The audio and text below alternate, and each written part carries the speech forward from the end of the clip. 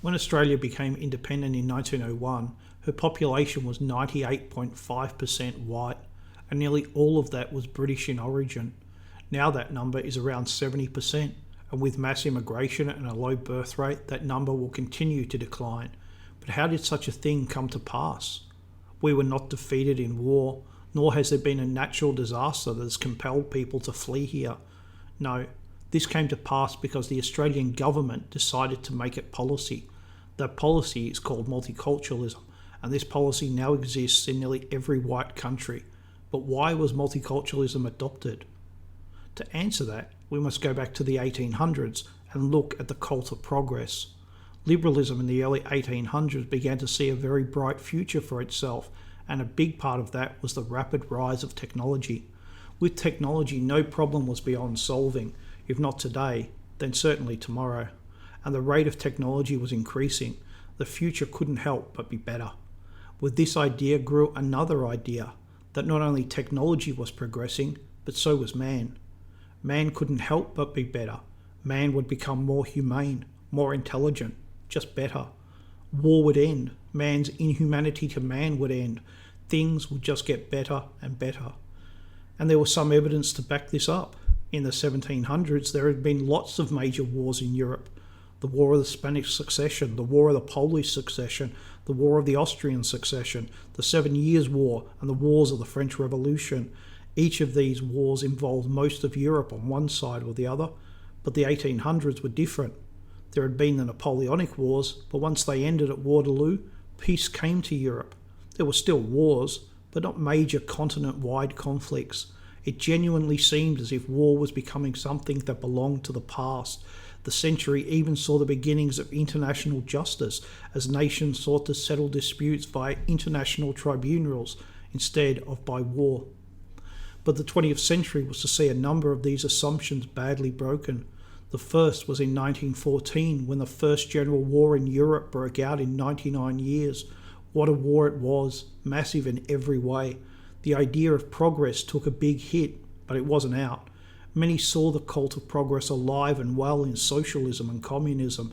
The second great crisis of the 20th century, the Great Depression, saw further faith put in these twin ideals. The third great crisis was the Second World War, a war that saw the mass bombing of cities and civilian populations, and it saw the Holocaust. Mass deportations of people, the mass killings of civilians, these the Nazis did all over Europe, from Crete to Norway and from France to the Volga, but their most infamous action was their attempt to exterminate the Jews of Europe. This would have far-reaching consequences as it created the biggest challenge to the cult of progress. Mankind was supposed to be more evolved than this. How could a civilized European people do such a thing? Of course, a civilized European people hadn't carried out the Holocaust. The Nazis did, and they did it because of their political beliefs. But not only did the German people get the blame, so did all of Christian civilization, the civilization of the West. Because the Nazis made a mockery of the cult of progress, they showed it up for the false god it was, a god just as false as the Nazis' god. Liberalism wanted an answer as to why the Holocaust had happened, but the answers that they got didn't have anything to do with the Nazis. They decided that what was to blame wasn't the Nazis. It wasn't a political ideology, and it wasn't a conspiracy theory. They were only the surface, but underneath was the real answer. What did the Nazis want? Whatever they wanted must be to blame. Whatever they wanted had to be destroyed. The Nazis talked a lot about white supremacy, the supremacy of Europe, and the purity of race. These things were to blame for the Holocaust. To stop another Holocaust, these things must be stopped. They were responsible. They must be punished for the past, and they must be stopped from carrying out another Holocaust. Nazis didn't kill the Jews. Ideas did. In a sense, yes, ideas can inspire people to kill, but in the end, it's not words that kill people, it is actions. Without the Nazis to carry out these actions, there would have been no Holocaust. When the Second World War ended, Europe was in chaos with millions hungry and homeless. With the communist takeover of Eastern Europe, many of those homeless people couldn't return home. The United Nations asked Western nations to take in those refugees, and over the next decade, most found homes in new country. Here was the beginnings of multiculturalism. People who didn't really want to go to new countries being received by people who didn't really want to receive them. And overwhelmingly, both sides made do. But liberalisms saw this differently. They saw a chance to promote the brotherhood of man, to get the cult of progress back on track.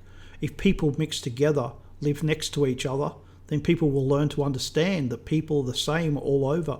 Prejudice will end, and humanity can get back onto the path of the cult of progress. But of course, people already lived in those countries. They had their own communities and histories. Liberalism wasn't that interested in them. It was, as always, interested in liberalism. Liberalism had a plan to fix the world, and they weren't going to let anything get in the way. So when someone complained about what came to be called multiculturalism, they were often met with the word Nazi. You're not allowed to interfere with liberalism's plan to save the world. They don't care about your life or your objections. All they care about is their intentions. As all major political parties are liberal, multiculturalism became policy. The concerns of ordinary people don't matter. Liberals are convinced that they hold the answer to stopping another Holocaust, to ending war, and to stopping man's inhumanity to man. And that answer is multiculturalism. And they are absolutely wrong.